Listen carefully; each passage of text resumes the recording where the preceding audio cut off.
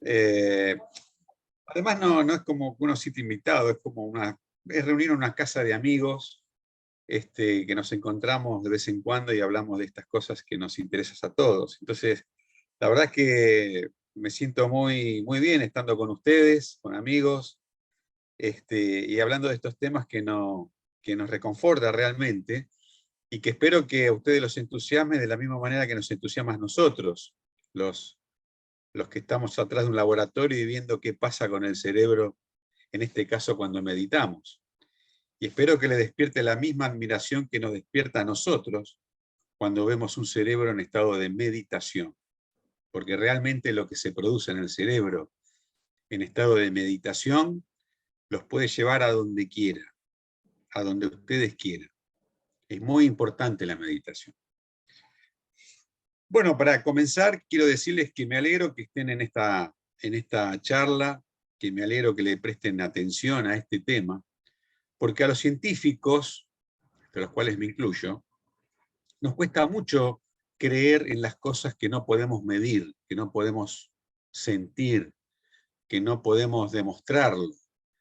Pero sin embargo, la meditación ha sido una de las cosas que hace por lo menos entre 30 y 40 años que venimos trabajando en ver qué sucede en el cerebro de las personas que meditan. Para eso, un precursor de todo esto fue el doctor Benson, un cardiólogo estadounidense, que él se fue a vivir al Tíbet para tratar a sus pacientes con hipertensión arterial. Él veía que él es un prestigioso cardiólogo de Estados Unidos y que vio que la mayoría de sus pacientes que tenían presión alta, que sufrían de hipertensión, podía dominar su presión arterial practicando el ejercicio de la meditación. Se empezó a interesar en el tema y, por supuesto, después comenzaron numerosos estudios sobre el cerebro, sobre qué pasaba en ese cerebro que meditaba, y realmente estos hallazgos llevó a otros estudios y a otros estudios, y hoy en día no hay dudas del efecto que produce la meditación en el cerebro. Y cuando decimos en el cerebro, decimos que también eso repercute en el cuerpo físico, en el espíritu. Cuando hablamos de espíritu, no hablamos de religión, sino que hablamos de esa energía que cada uno de nosotros tiene, esa energía que nos hace vibrar, que nos hace interactuar con las demás personas y con el mundo que nos rodea.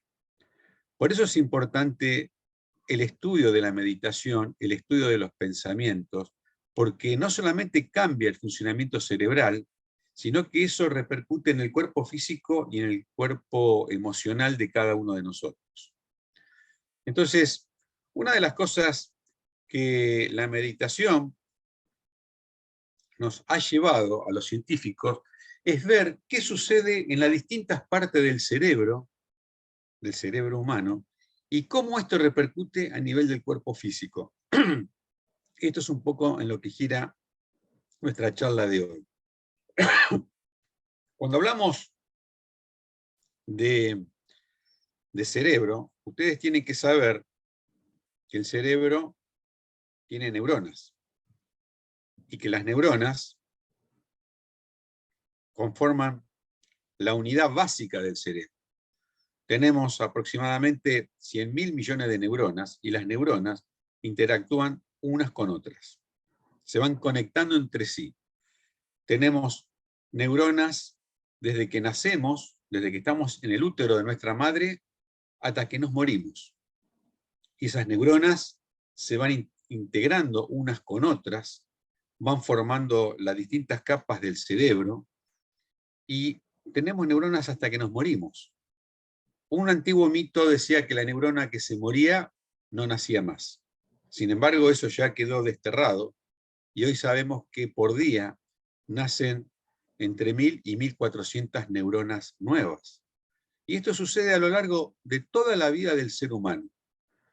Y las neuronas van buscando un lugar en el cerebro cuando nacen. La pregunta que uno debe hacerse es, ¿qué lugar le damos a las neuronas nuevas? ¿Vamos a hacer siempre lo mismo o vamos a hacer cosas que hagan cambiar nuestra forma de pensar, nuestra forma de sentir. Y eso es una de las cosas que puede llegar a producir la meditación, como vamos a ver después en otras diapositivas.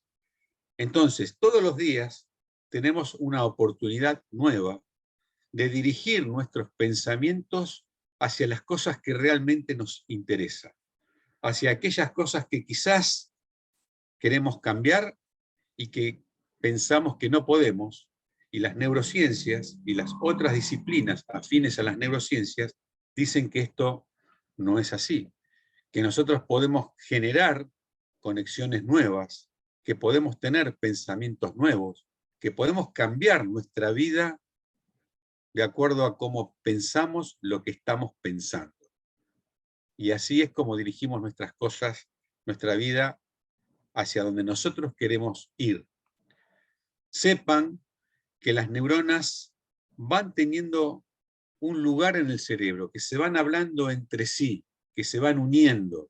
Estas son fotografías al microscopio electrónico, en el cual vemos neuronas que se van hablando ya en el útero de nuestra mamá y que en toda nuestra vida se van a estar hablando entre sí. Que cada una de estas neuronas forma redes neuronales, forma circuitos neuronales. Y que a raíz de esos circuitos neuronales podemos hablar, podemos conversar, podemos caminar, podemos sentir.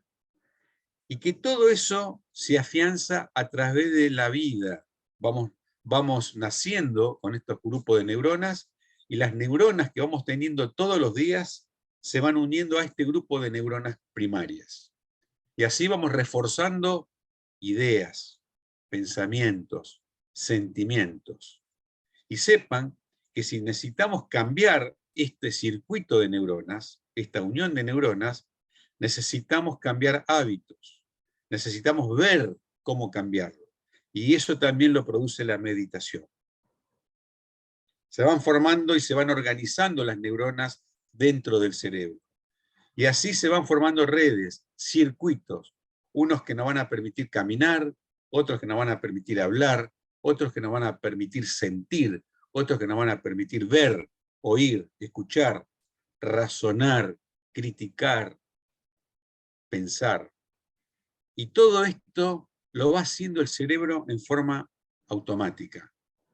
Todo lo que uno ve a lo largo de su vida, todo lo que uno escucha, todo lo que uno empieza a decir y todo lo que uno empieza a pensar se transforma en un hábito, se transforma en repetitivo. Y esa repetición hace que las neuronas se vayan organizando como un cableado eléctrico. Al principio de nuestra vida está desorganizado. Tenemos neuronas y no sabemos para qué. Pero con el correr de nuestra vida, la edad principal es entre los 0 y los 6 años, se empiezan a organizar circuitos neuronales. Todo lo que uno empieza a ver se organiza, todo lo que uno empieza a escuchar se organiza. Sabemos quién es nuestra mamá, quién es nuestro papá, quién es nuestro hermano, porque las neuronas se van organizando. Y también nuestra manera de pensar, nuestras creencias, se van armando como con circuitos cerebrales. Y que esos circuitos cerebrales nos marcan nuestra vida. Y a pesar de que mucha gente ve que algo lo perjudica, no lo puede cambiar. Y sin embargo, la meditación es una de las prácticas, dentro de las que hay, que hacen que este cableado pueda reorganizarse para que uno pueda pensar o que pueda decir algo de otra manera a como lo viene haciendo. Así se van organizando la corteza cerebral de todos nuestros cerebros, toda la vida. Hasta que nos morimos tenemos células, tenemos neuronas. Y esas neuronas se organizan de determinada manera. Fíjense en qué pasa cuando uno lo ve al microscopio electrónico, esas neuronas, cómo se van hablando, qué es lo que se van diciendo. Cada una de las cosas que ustedes se dicen a sí mismo produce este movimiento que van a ver ahora. Fíjense en 10 segundos de la vida de cada uno de ustedes, cómo se mueven las neuronas, cómo se van hablando con electricidad. con neurotransmisores. Así se van hablando, así se van diciendo las cosas. Fíjense que cuando uno analiza cómo esas neuronas se van hablando entre sí, es porque hay neurotransmisores, como proteínas, que producen electricidad dentro del cerebro. Somos eléctricos y además vibramos, que es otra cosa aparte, con lo cual vamos a hablar los últimos minutos de la vibración. Cada cuerpo vibra a una determinada frecuencia, pero a su vez cada uno de los cuerpos, de nuestros cuerpos, ese cerebro tiene electricidad. Y la electricidad tal cual la decimos.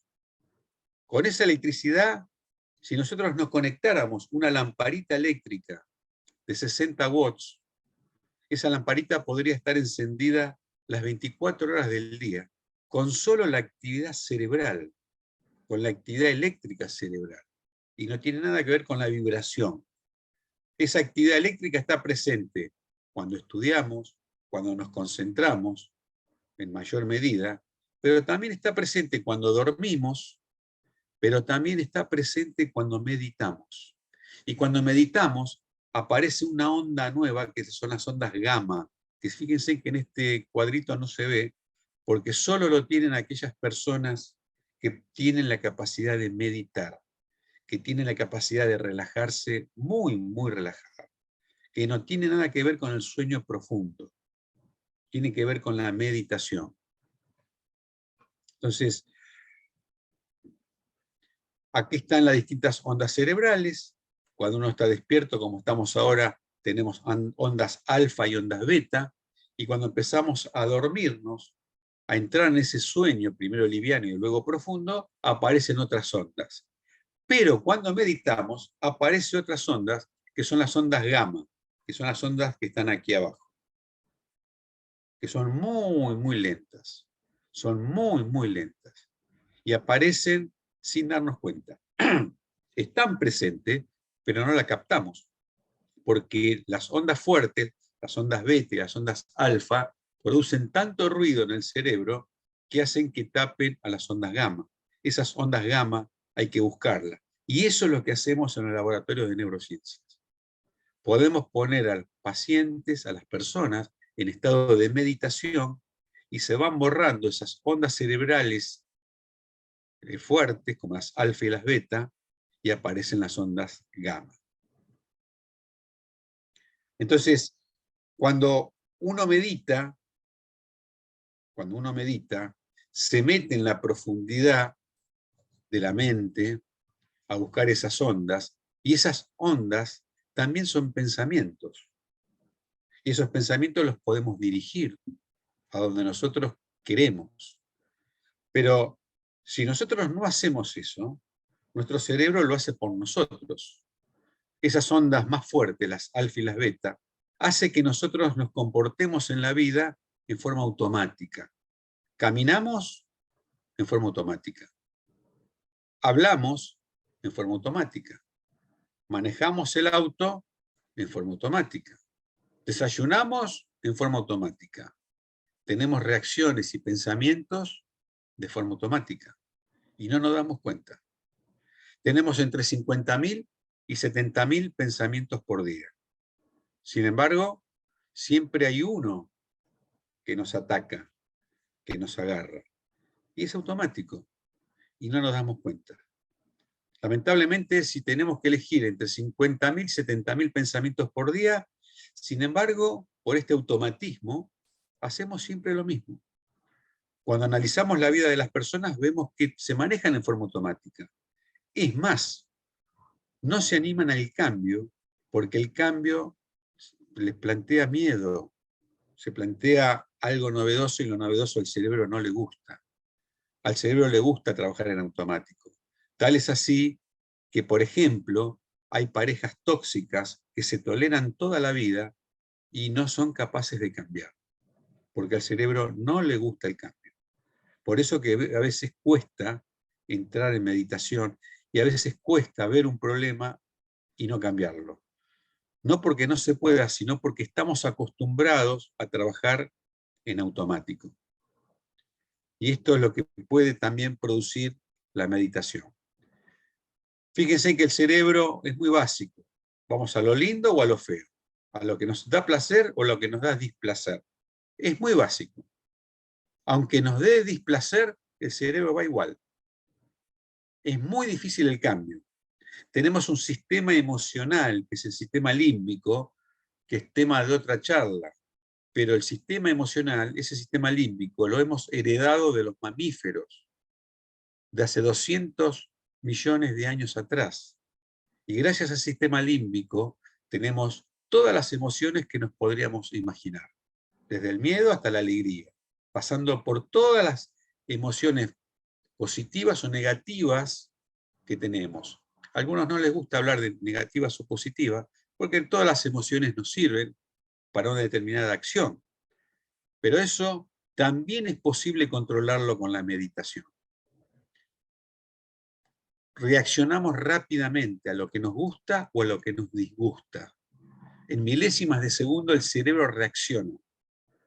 Y así como reacciona para mal, como cuando hay una serpiente, y nos llenamos de adrenalina y cortisol y rápidamente huimos de la situación, el cerebro no distingue real de imaginario.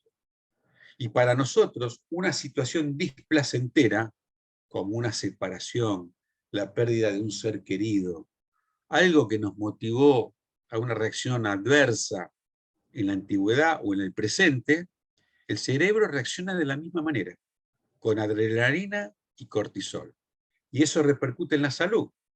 Nos produce insomnio, ansiedad, depresión, fatiga, miedo, ansiedad. A pesar de no tener el estímulo ahí presente, cuando el cerebro lo imagina, ya es suficiente para que lo tengamos. También sucede lo mismo cuando son situaciones placenteras.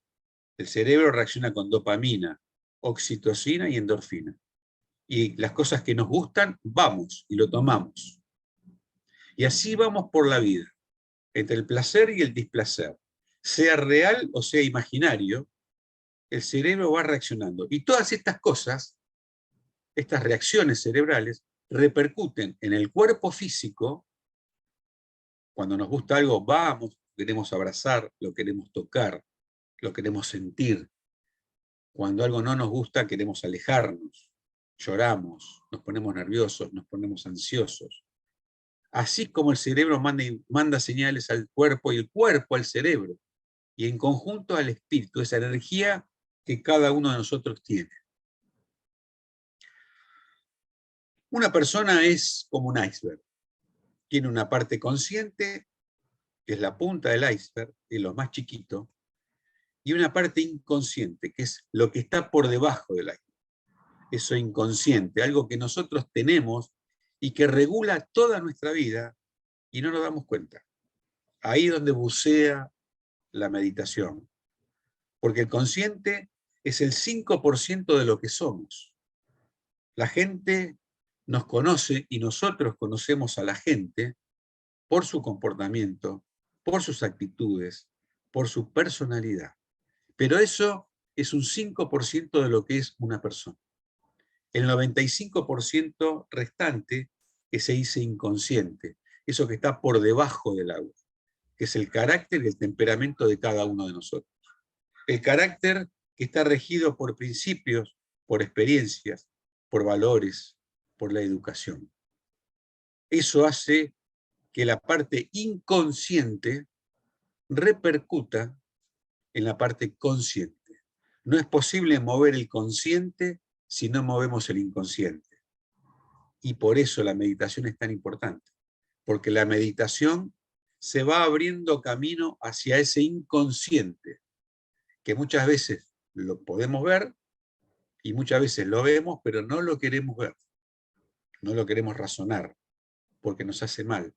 Pero es necesario bucear ahí para buscar esas neuronas, ese núcleo de neuronas, esas redes neuronales que muchas veces nos están bloqueando. Fíjense en una cosa, no sé si está abierto el chat, pero me gustaría que me digan qué es lo que ven ahí.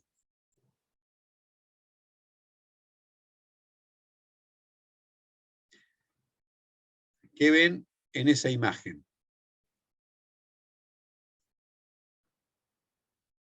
¿Alguno que quiera responder? Un anillo cortado, un círculo inconcluso, ajá, un círculo incompleto rojo, bien. Desde ya les digo, ¿por qué dicen círculo?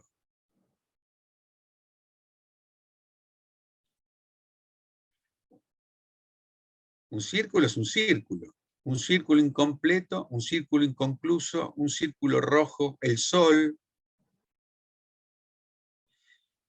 Fíjense, no es un círculo, es un aro o un anillo. Muy bien. Ahora, fíjense en lo interesante, ¿no? El cerebro, ustedes no se dan cuenta, pero el cerebro quiere cerrar la imagen, cerrar la idea. Es más fácil decir, uso un círculo inconcluso o un círculo que le falte algo, a describirlo. Una línea, curva, que no se cierra, porque el cerebro quiere hacer eso. El cerebro rápidamente quiere cerrar lo que ve. Y si es un círculo inconcluso, es un círculo inconcluso, pero no es un círculo, es un aro. Pero no importa lo que sea, lo que quiero ver, que ustedes vean, es cómo el cerebro rápidamente quiere cerrar lo que está abierto. Y díganme, ¿y qué ven aquí?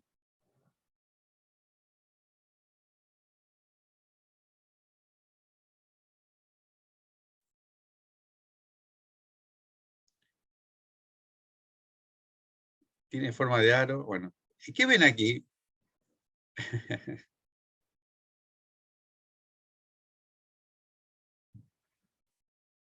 Un triángulo, un triángulo, un triángulo.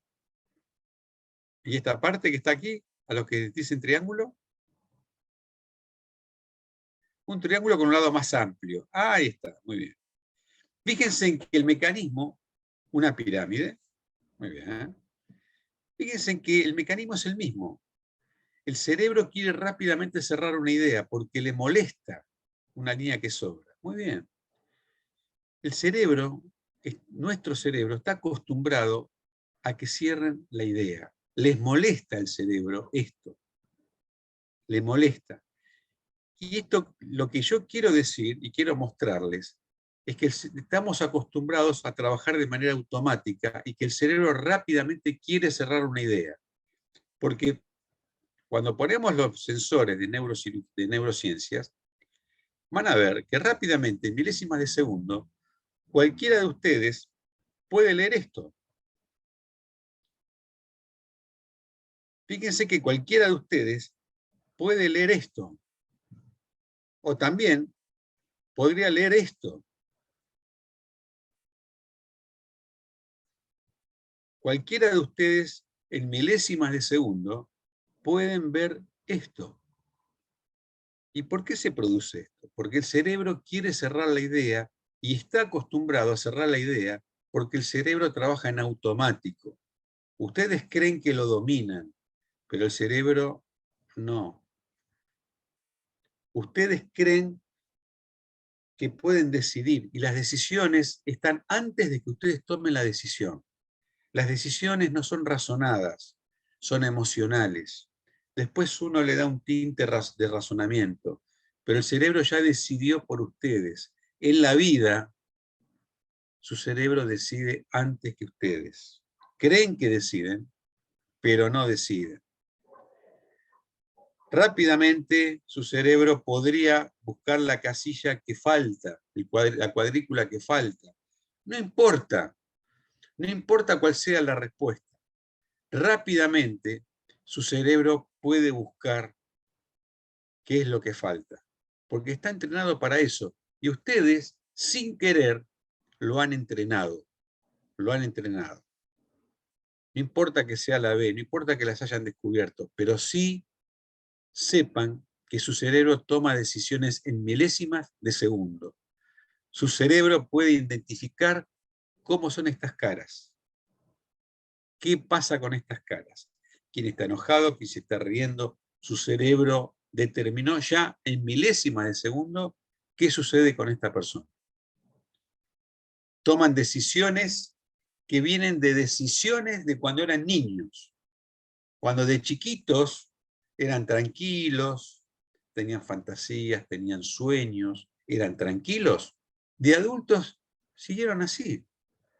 Porque el cerebro es automático, no le gusta cambiar. A veces esto juega a favor, pero a veces juega en contra. Si de niños eran caprichosos, tenían baja tolerancia a la frustración, esto se lo debemos a la educación que hemos recibido, primero de papá y mamá, de nuestros hermanos, de nuestros tíos, abuelos, y luego se lo debemos a la educación, al ámbito educativo, que no nos han enseñado cosas. Hemos crecido también en forma automática. Nos hemos cargado de cosas, de redes neuronales, que nos han hecho tomar decisiones de una determinada manera. A veces nos ayudan y a veces no nos ayudan. Y eso lo podemos cambiar.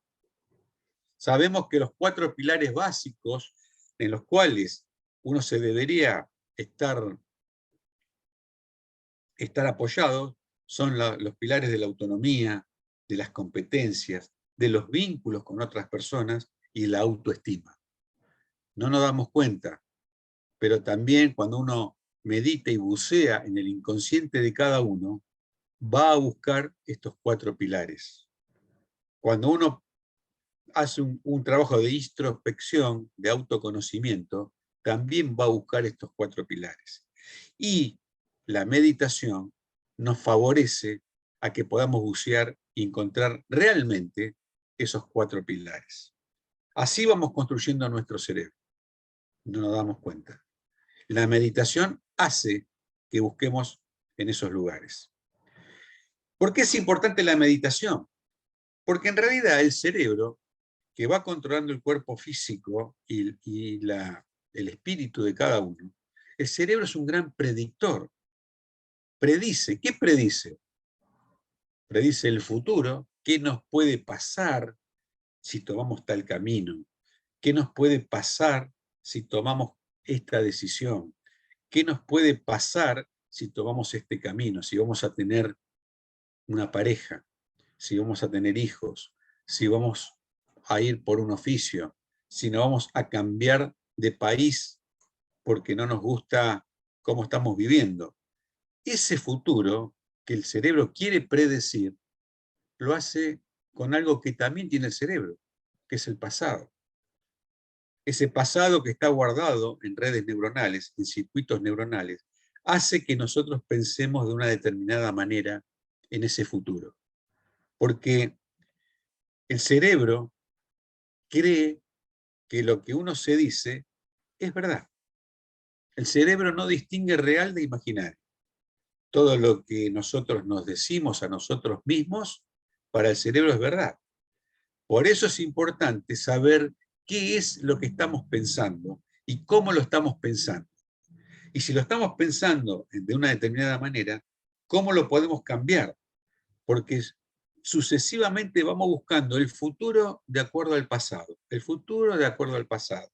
Así sucesivamente vamos yendo por el camino que muchas veces es muy ríspido, muy angustiante, que a veces tenemos que tomar decisiones muy severas, muy drásticas, y para eso tenemos que saber que si hay algo en el pasado que no nos permite seguir el camino que queremos, lo podemos cambiar. Que cuesta trabajo, que es simple lo que uno quiere hacer, pero que cuesta trabajo. La meditación es un procedimiento simple, pero cuesta trabajo. Fíjense que la meditación es como cuando uno va en un avión en una ciudad como esta es el Cairo. Fíjense que las neuronas, hay algunas que están apagadas, pero otras que están encendidas, y que a la noche lo único que interesa es que el aeropuerto del Cairo esté prendido, como se ve ahí, rojo. Ahí está. Ese es el aeropuerto del Cairo. Es decir, cuando nosotros meditamos, lo que hacemos es que un área del cerebro sea la que trabaje y la que domine a todos los demás. Poner la atención en lo que nosotros necesitamos prestarle atención. Cuando hacemos, y ahora entrando en el terreno de la meditación, Imagínense como en el avión del aeropuerto, cuando ustedes tienen muchas áreas encendidas y ustedes no saben qué camino elegir, la meditación, ¿qué hace? Es apagar regiones del cerebro que no importan y prestar atención a una, que es el área de la amígdala y el área del hipocampo, como vamos a ver. Cuando queremos ver esas áreas, son las responsables de que nos sintamos bien o que nos sintamos mal, que nos relajemos o que nos estresemos. La amígdala es el centinela del organismo. Cuando nosotros vemos una serpiente, cuando nosotros imaginamos una serpiente o una situación adversa, se nos enciende la amígdala. Y aunque no esté presente la amígdala, pero esté en nuestros pensamientos, la amígdala se enciende, como lo vemos en la resonancia magnética. Y esto produce adrenalina, cortisol, y produce los cambios en el cuerpo físico y en el espíritu. Esto es lo que hizo el doctor Benson. Ver que los monjes tibetanos tenían la posibilidad de apagar la amígdala, de apagarla. Y entonces las ondas cerebrales empezaron a circular de otra manera, como vamos a ver en un experimento. Esta posibilidad lo da la meditación. Cuando uno va a buscar qué áreas están comprometidas en la meditación, hay un área que es el hipocampo, que es lo que se ve en esta diapositiva, esa área roja interna dentro del cerebro, que es el área de la memoria. Todo lo que tenemos en el cerebro, todo lo que hemos vivido, todo lo que hemos hablado, todo lo que hemos experimentado, está guardado ahí, en el hipocampo. No podemos borrarlo, pero lo podemos pensar de otra manera a las cosas que nos hicieron mal. La podemos hacer aflorar para guardarla de otra manera. Eso es lo que hace la meditación. Eso es lo que es el psicoanálisis, lo que es la psiquiatría. Cosas que están guardadas ahí en el hipocampo, hacerlas florecer para ver si nos hicieron bien, bárbaro, lo dejamos así.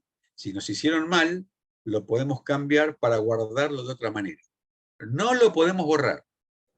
Esto no se borra, pero se trabaja de una manera en la cual no nos haga daño. Y fíjense que el hipocampo está unido a la amígdala. Ahí se ve la amígdala de verde y el hipocampo de azul. ¿Por qué la amígdala, que es el centinela del organismo, se ve verde y está pegado al hipocampo? Porque las cosas que nos hicieron mal, las cosas que nos advirtieron o que para que lo que nosotros fue malo, se guardan muy rápido en el hipocampo. Nosotros sabemos que las cosas alegres duran poco tiempo en el cerebro. Esa sensación de alegría, los neurotransmisores duran poco tiempo. Sin embargo, cuando se activa la amígdala, los neurotransmisores pueden durar hasta 15 días. Los procesos tristes, los procesos alarmantes, frustrantes, que no nos gustaron, duran muchísimo más en el cerebro, en el cuerpo físico, que los procesos que nos dieron alegría, que nos dieron satisfacción. Hay una antigua canción brasilera que dice que la tristeza no tiene fin, a felicidad de sí. La tristeza no tiene fin, pero la felicidad sí. Y es así. Esos neurotransmisores están poco en el cerebro. Por eso, la práctica de la meditación, uno tiene que hacerla frecuentemente, para que constantemente haya neurotransmisores que nos aplaquen, que nos relajen. Cuando hablamos de neurotransmisores hablamos de dopamina, de serotonina, de oxitocina, cosas que nos hacen tranquilizar. Y por otro lado, apagan la amígdala, la alarma. Aparte sepan que el 80% de las cosas que ustedes piensan en negativo, en realidad no van a ocurrir. Los experimentos de neurociencias muestran que la gente piensa en cosas feas que le van a suceder y en realidad no suceden. Pero con solo pensarlo, alteran la vida de esas personas. Numerosos trabajos hablan de todo esto. También vemos en la resonancia magnética que hay partes del cerebro, como estas áreas del brazo, de la pierna, de la cara, que también se relajan cuando hacemos meditación. Zonas que están pintadas en esa zona, tanto del lado derecho como del lado izquierdo. Que las ondas cerebrales van apareciendo las gamma, que son las ondas de meditación, y que van desapareciendo las otras, las beta, las alfa, que son las áreas de la concentración profunda, la del estrés. Esas van desapareciendo en la medida que uno vaya meditando. Muchos trabajos hablan de cómo los cerebros se van equilibrando, tanto el izquierdo como el derecho, durante la práctica mental de la meditación. Hoy tenemos sensores, yo les voy a mostrar algunos después, en los cuales nos colocamos y vamos viendo cómo el cerebro va trabajando en vivo, con los distintos estímulos que va teniendo las personas que van meditando. Este es un trabajo en el cual participó Matthew Ricard, que muchos lo habrán escuchado hablar, que es el hombre aparentemente más feliz del mundo. Para nosotros, felicidad no es estar contando chistes y bromas todo el día, sino estar sereno, estar tranquilo. Estos son trabajos científicos en los cuales se ve cómo hay sincronía cerebral cuando se practica la meditación. Muchos trabajos hablan de cómo estos coeficientes van trabajando y van repercutiendo en la salud de las personas. Ondas que aparecen, ondas que desaparecen cuando se está practicando lo mental. Cómo las áreas van incrementándose del cerebro, las áreas cognitivas. Cuando uno sale de la meditación, ¿qué pasa con las neuronas? Y lo que vemos es que las neuronas se sincronizan mejor, están mejor adaptadas unas con otras. Los circuitos del conocimiento, de la abstracción, de pensar en un futuro, de pensar en hacer algo nuevo, en tener otra práctica, por ejemplo, estudiar música, teatro, dibujo, eso mejora mucho, porque no solamente mejora el área de la alarma o la alarma del placer, la zona del placer, sino que mejora todas los circuitos neuronales del cerebro. Por eso es importante la práctica de la meditación, porque además se aprende a respirar, se enseña a respirar, se enseña de manera involuntaria, de manera inconsciente, se va regulando la actividad cardíaca, el pulso, la presión arterial, el filtrado de los riñones, la actividad hepática, la circulación muscular. Fíjense en que todo eso es también producto de que se va trabajando en la relajación cerebral. Aquí está, también participó el doctor Herbert Benson, que yo les decía aquí, el cardiólogo, que trabajaba viendo cómo cambiaba el estado de la salud general de los pacientes. Numerosos estudios hablan de cómo se encienden y cómo se apagan ciertas áreas del cerebro con la práctica de la meditación y cómo repercute en el cerebro. Aquí vemos también cómo se activan y se desactivan ciertas áreas cerebrales. Se los muestro para que vean que hay muchísimos trabajos sobre meditación y sobre los efectos reales de la meditación. Y vamos a ver cómo a un monje tibetano se lo hace meditar.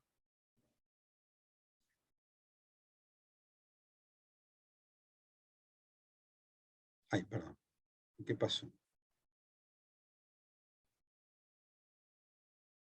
Este es el lóbulo frontal izquierdo.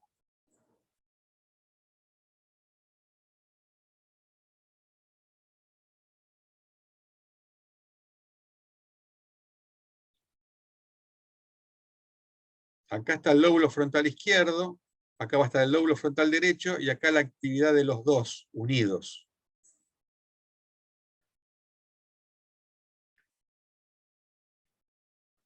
Cuando llega a esta parte, se le pide al monje que medite, que entre en estado de meditación. acá fíjense que están los dos cerebros, el izquierdo, el derecho, cómo están trabajando sus ondas cerebrales, cómo se van hablando estos dos cerebros, y acá el estado de meditación. Este es el estado ideal de meditación. Esta línea es el estado ideal de meditación. Acá empezó a meditar el monje. Entonces aparecen otro tipo de ondas, que son las gamma, y aquí empieza un estado de meditación. Nosotros cuando queremos meditar llegamos a este estado. Los monjes llegan al 90% de sincronía de los cerebros. A eso se refiere cuando está acá arriba. La sincronía de los dos cerebros. Porque los apaga y solo se enciende una sola partecita de los dos cerebros.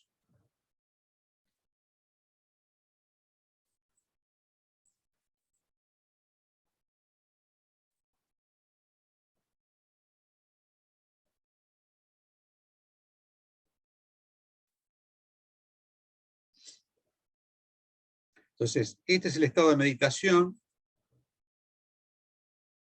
y acá la sincronía de los dos cerebros, que al principio no estaban sincrónicos.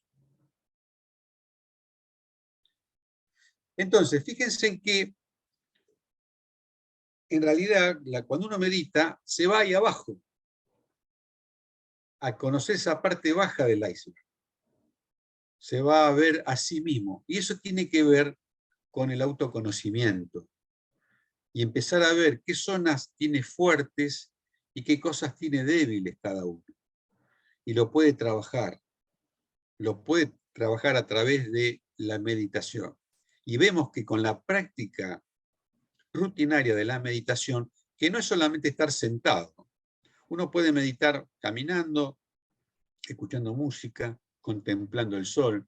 Cada uno puede lograr ese estado de meditación, de flow, como se le llama, de distintas circunstancias, de varios distintos, utilizando distintas armas. Cada uno puede encontrar la que le es mejor. Pero ese nivel de autoconocimiento lo da la meditación. Y que además se puede trabajar esas áreas, si vemos que nos perturba, para reordenar esas neuronas que se fueron guardando de una determinada manera y que es difícil a veces romper circuitos neuronales, porque no dejan de ser hábitos, pero que es posible. Ya Einstein decía que es más difícil romper un átomo, es más difícil romper un hábito que romper un átomo. Y es así. Nosotros vemos que una de cada 3 personas tiene la posibilidad, la habilidad de cambiar, a pesar de que puede ver el problema, de que puede ver algo que la perturbe, pero una de cada 3 personas tiene esa fuerza de poder cambiar lo que quiere cambiar. Entonces, es muy importante sumergirnos en ese fondo, en ese fondo del agua, ese bajo del iceberg, para poder cambiar lo que queremos cambiar. ¿Por qué es importante trabajar en ese fondo del iceberg? Porque sabemos que que nosotros llegamos a donde queremos, nuestra performance en la vida, tiene que ver con nuestros comportamientos. Nosotros tratamos bien a las personas, tenemos una vida tranquila. Yo, por ejemplo, si atiendo mal a mis pacientes, me voy a quedar sin pacientes. Entonces, nuestros comportamientos están en la parte superficial del iceberg. Y eso va a repercutir en nuestra performance en la vida. Ahora, lo que vemos que nuestros comportamientos tienen que ver con nuestras emociones, cómo nos sentimos. Y esas emociones tienen que ver con nuestros pensamientos. Pensamientos y emociones están ahí debajo del iceberg. Y eso tiene que ver con lo que en neurociencia se llama la teoría de la mente. Nosotros no podemos tener una buena performance en nuestra vida, en lo que queremos, si no cambiamos nuestra manera de pensar y nuestras emociones. Porque si no trabajamos ahí abajo, no vamos a tener nuestra performance en la vida bien desarrollada. Nosotros podemos trabajar emociones y pensamientos para que esto repercuta en nuestra performance en la vida, porque cambiamos nuestros comportamientos. Fíjense que nosotros tenemos, siempre se pensó, hasta hace 40 años atrás, que nosotros tenemos emociones y pensamientos porque tenemos neuronas y conexiones. Tenemos emociones y pensamientos porque tenemos cerebro.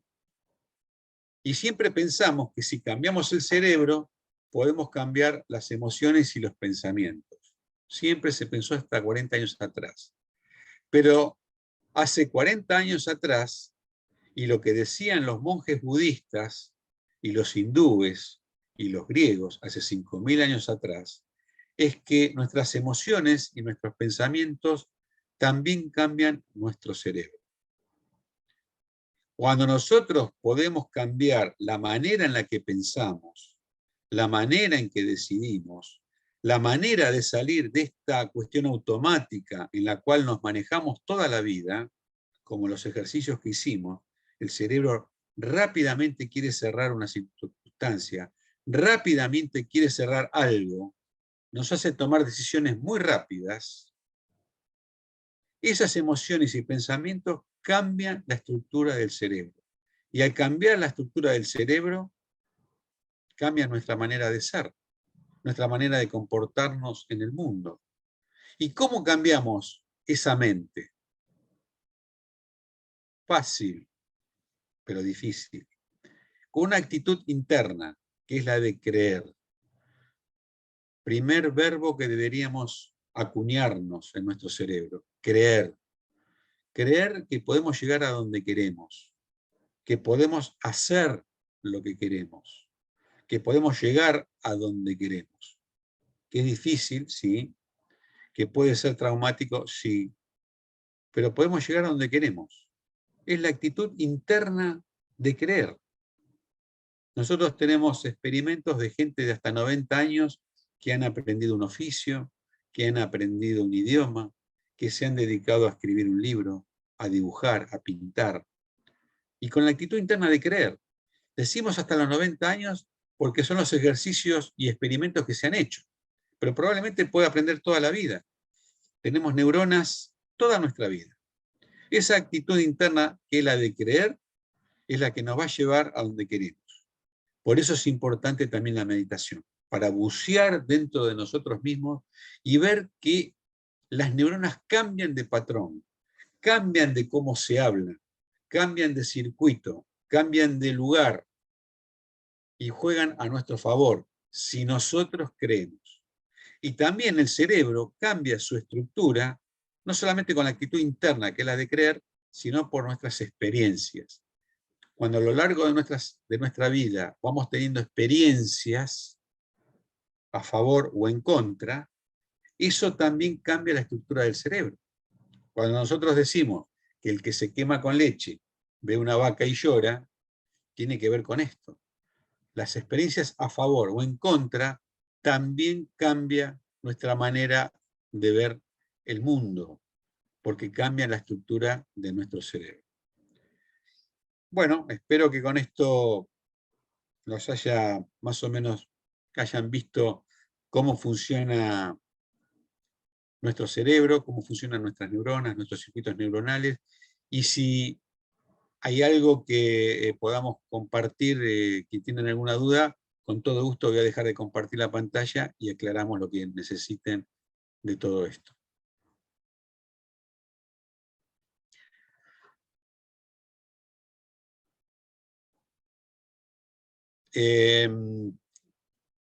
Bueno, no sé si... Mar Andrade levantó la mano. ¿Sí?